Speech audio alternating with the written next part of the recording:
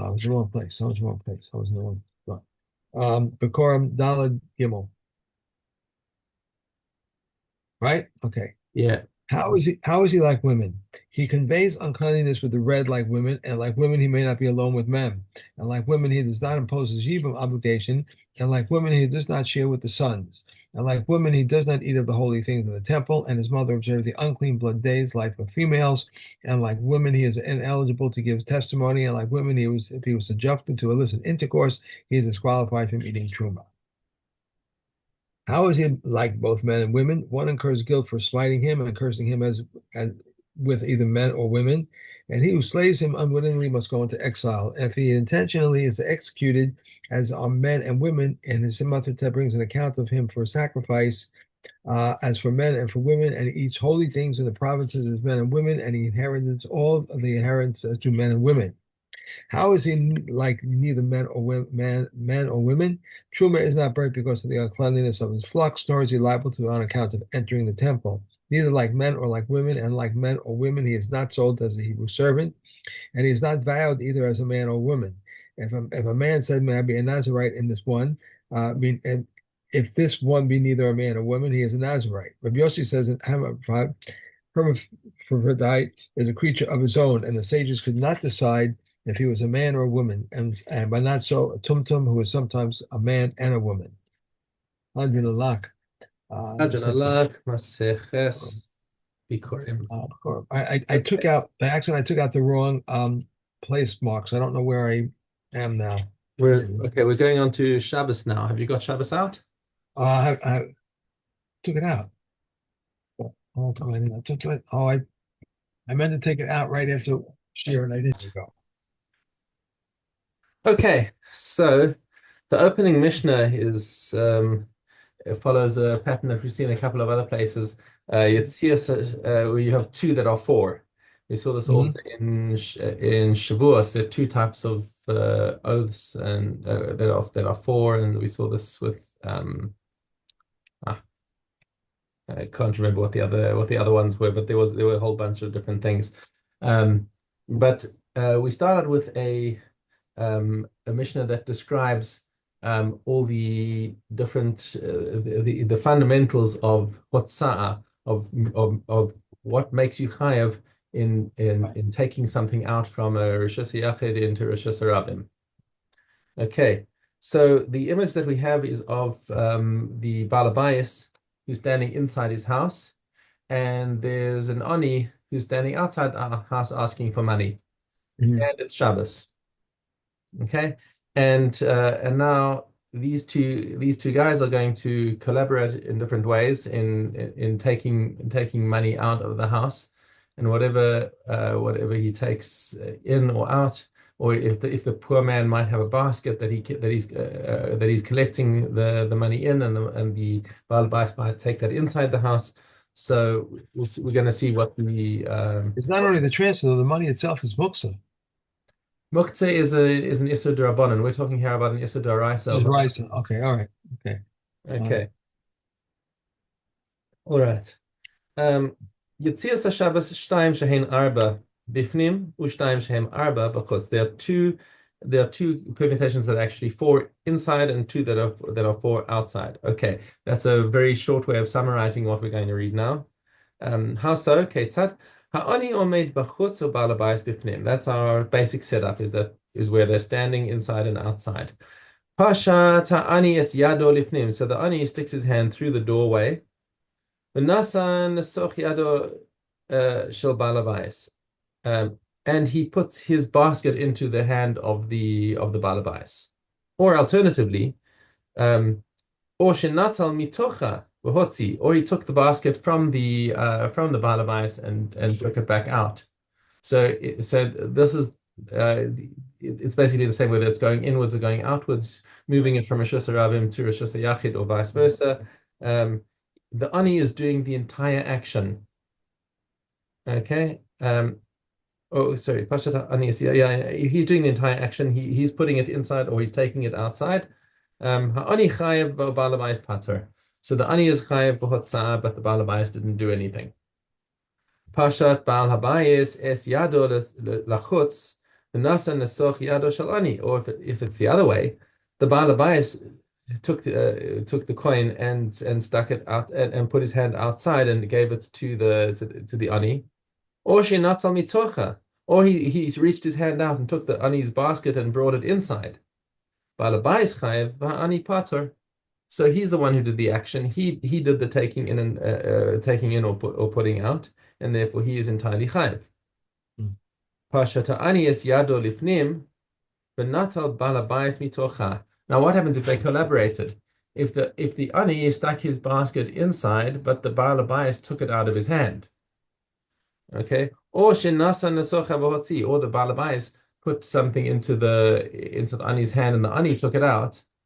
Shneihem Peturim, because neither of them did a full action. Each one did half of the action. And if you didn't do the full action, then while it was asur, they don't have to bring a chatas when they realize what they did wrong. Pashat Baal Habayis es yado lechutz, or benatal ha'ani mitocha, or shenasa netzocha v'yichnis, shnei b'turim. So it's exactly the same thing where the Baal Habayis this time is extending his hand outside, and either the ani is putting it into his hand, or he's putting it into the ani's hand. They're collaborating to do this chutzah, So they're and both both put to. of them therefore are patur. Okay. Your takeaway from this is you're only chayav for the malacha of hotzah if you did the entire action. If you did it together with somebody else, then both of you are patur. Okay. Complete context switch. Preparations for Shabbos, but incidentally, this Mishnah over here is not just about Erev Shabbos, it's also about during the week. Mhm. Lo yeshev adam lifnei hasapar stamoch lemincha. Person shouldn't sit down by the barber when it's time for mincha, and most of the commentaries say that this is even mincha gedola. Oh. Okay, why? Because actually is palel unless he has davened. So you need to make sure that your tefillah is out the way, and before you get involved in anything. And what's the concern is, like, you got to go to the barber, and the barber's going to start cutting your hair, and then his scissors is going to break, or something's going to go wrong. And you're not going to go outside with half of your hair cut. You're waiting for the barber to fix his thing, and he's got to get somebody who knows what to do to fix the thing. And ben kach or ben kach, you're not gonna daven. Right. Okay. This, by the way, this is a situation when you don't have a fixed minyan. In all these cases here, if you have a fixed minyan where you know that you're expected to go to the 6 o'clock minyan, that's part of your daily schedule, then there's a lot more heterim.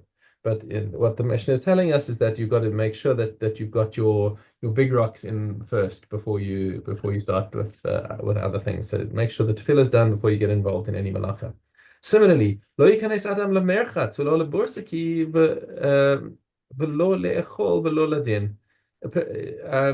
So before a person is davened, they also shouldn't go into the bathhouse, shouldn't go into the tannery, shouldn't sit down to eat, and shouldn't start a judgment, because these are things he might get himself involved in, or something might go wrong in the middle, and he's going to be delayed and not be able to daven.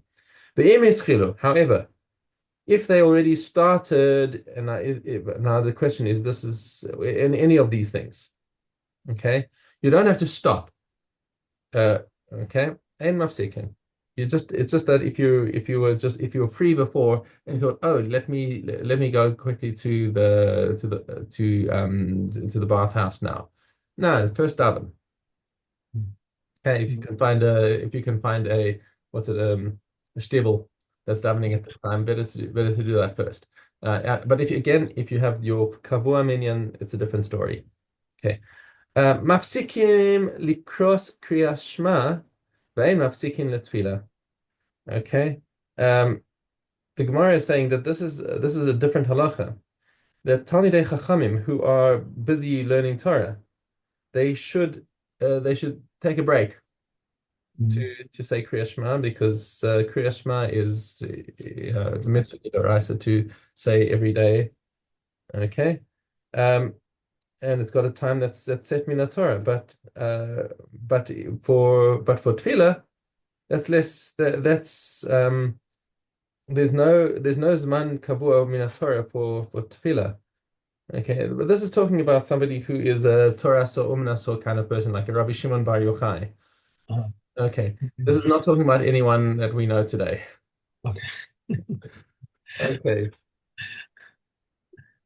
Now this Mishnah is inserted into Maseches Shabbos. Why? Um, I guess because we're going to be talking about in the next Mishnah about things that a person shouldn't do on Erev Shabbos, Right. close to Shkia. So while we're talking about it, let's also make sure about talk about Mincha, and now let's also talk about Erev Shabbos. Lo yetze hachayat b'machato samuch lechashecha. So the tailor. Um, the tailors would typically stick a needle into their jacket, because that's your trade. You're walking around and you need to reach out and pull out a needle any given time. So it's just a habitual thing that they would stick it into their own clothes while they're walking around. But Erev Shabbos, don't do that because you're liable to forget. Shema yishkach v'yetzeh, because he might forget and he's going to walk out in the street with a needle. And the same thing goes for the scribe with his quill. They also used to stick that into their clothes. Lo yifale es kela velo yikra or haner. Now on Shabbos, a person should not please please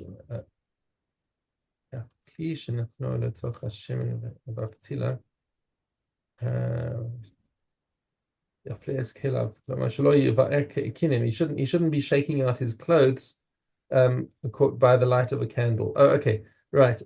He's like he shouldn't be shaking out his clothes by the light of a candle. That's the point. Is that it's by the light of the candle. So because whether he's shaking out his clothes or reading by the light of the candle, there's a concern that he may forget himself. Remember, the candles in those days are oil candles.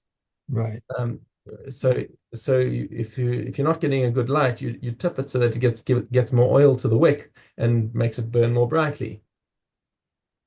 Okay, so that's the concern that he's going to forget himself about tipping the candle to get a brighter light, and then he's going to be chayav on Shabbos. Be'emes amru. Now, when you say be'emes amru, this is halacha l'moshe misinai. This is going to be for sure halacha. Chazan ro'eh heichan hatinokos karim. So you've got the tutor. The tutor is teaching the little kids how to read, and they're learning on Shabbos, which is fine. Now the kids are busy reading by the light of the candle, and that is actually okay as long as the tutor himself is not reading by that candle. Why aren't we concerned that the kids are going to tilt the candles to read better? Okay, for one thing, they've got the fear of the tutor, and he's looking over them, and he'll make sure that they don't do this. Or alternatively, a rather fun explanation, which is offered in the Yerushalmi, is that the kids are lazy, and they'll be happy if the candle goes out. Because then, oh, I'm sorry, I can't read anymore. Candle's gone. So we're not worried about them tilting the candle.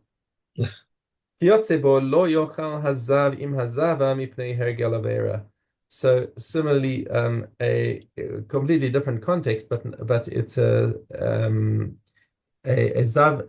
If a husband and wife are both tamei, he because he's a zav and she because she's either a zava or a nida, they still shouldn't eat together, even though they're not feeling well, or they're and because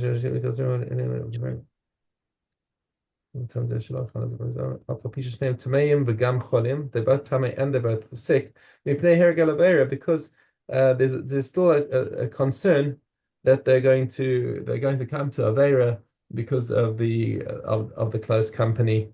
And that's codified in our laws of Nida, that there's supposed to be some sort of harchaka to remind them that they shouldn't get too close to each other during this time.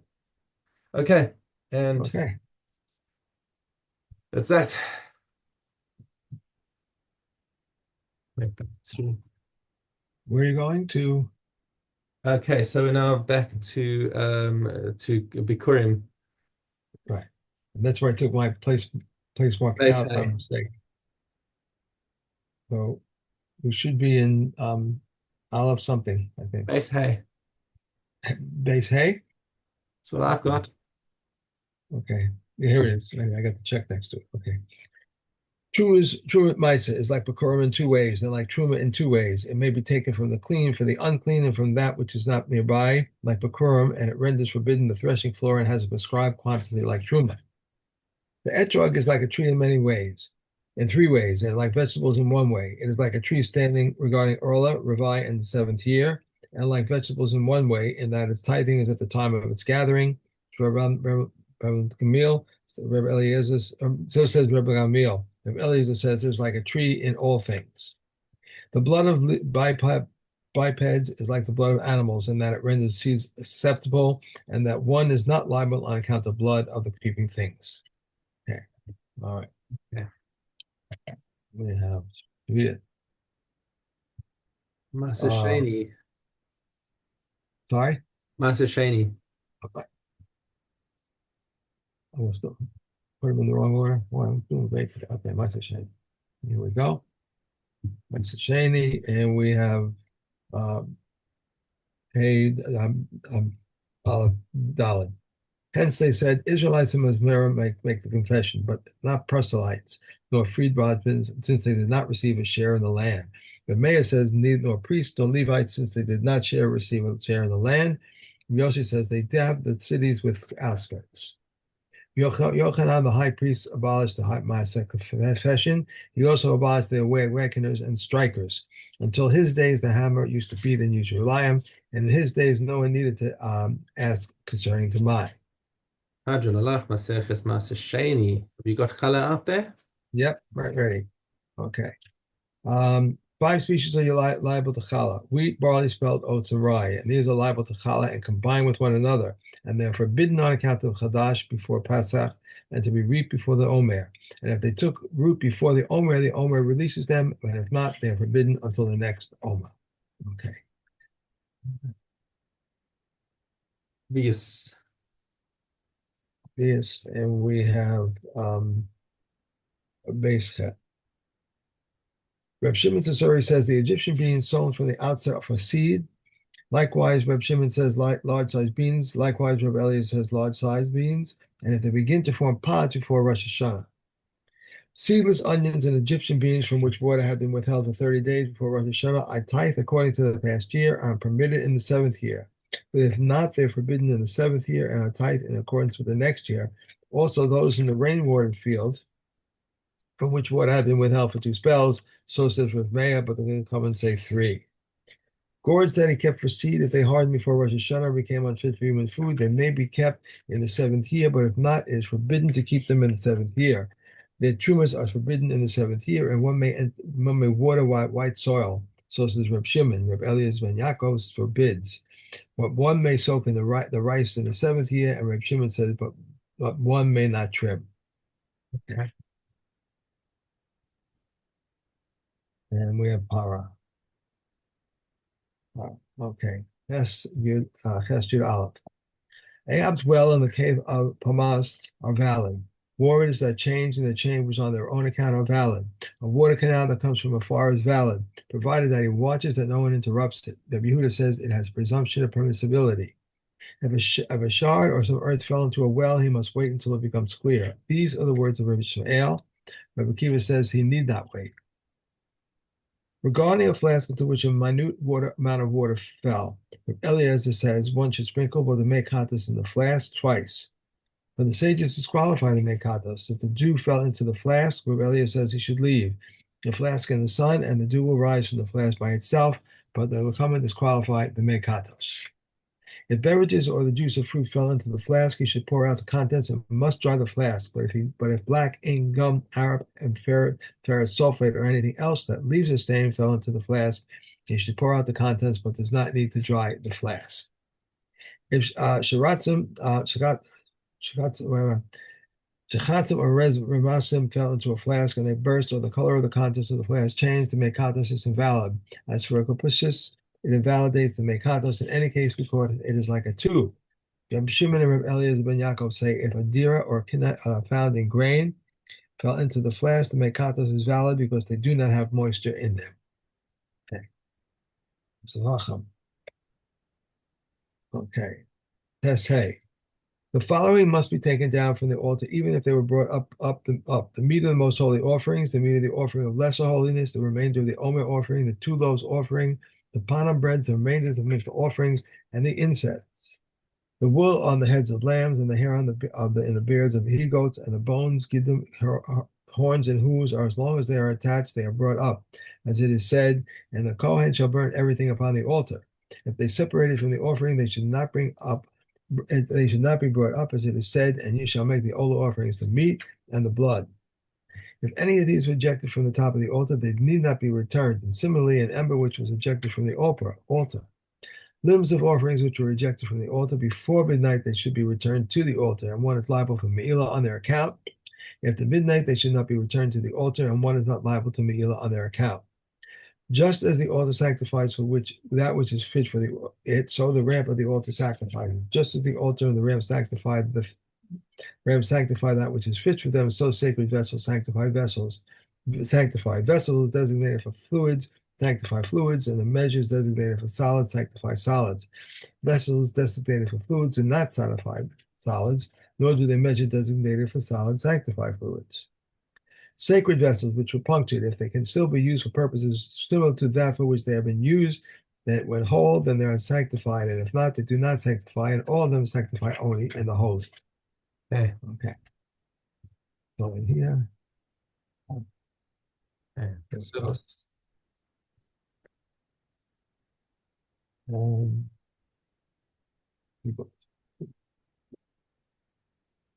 okay, Jude Base Dalit. As long as she is in her father's house, she can collect Katsuba forever. As long as she is in her husband's house, wait a she can second. collect Come back to Gimel. Gimel first. Yeah, Okay. Gimel first. If a widow says, I do not wish to move from my husband's house, the heirs cannot say to her, go to your father's house and we will support you. Rather, they must support her in her husband's house, and they give her a residence according to her honor. If she says, I do not wish to move from my father's house, the heirs may say to her, if you are with us, you will have sustenance, but if you are not with us, you will have no sustenance. If she claims that it is because she is young and they are young, they must support her while she is in her father's house. As long as she is in her father's house, she can collect the tuba forever. As long as she is in her husband's house, she can collect the tuba until the end of 25 years. For in 25 years, she has the opportunity to do favors corresponding to the amount of her ketubah. These are the words of Reb Meir, which he stated in the name of Rabbi Shimon ben Gamliel. The Chachamim, however, say as long as she is in her husband's house, she may collect the ketubah forever. As long as she is in her father's house, she may collect the ketubah until the end of 25 years. If she dies, her heirs may claim her ketubah until the end of 25 years. Two judges of decrees were in Yerushalayim, Adman and Kanan ben Avisalam. Kanan said 2 things. Adman said 7. If someone went overseas and his wife demanded sustenance, Kanan said she must swear at the end, but she need not swear at the beginning. The sons of the Kohen Gedolim differed with him and said she must swear at both the beginning and the end. The Dosa ben Harkanis occurred with their view and said Rabbi Yochanan ben Zakkai. Kanan said, well, but she need not swear except at the end. Okay. If That's it. Let me see, 2, 3. All right, we have plenty of time. Okay. Okay. All right. Terrific. Great. Have a great Chodesh Tov. Enjoy. Tov. Don't work too hard. Okay. Thank you. Bye. Bye. Thank you.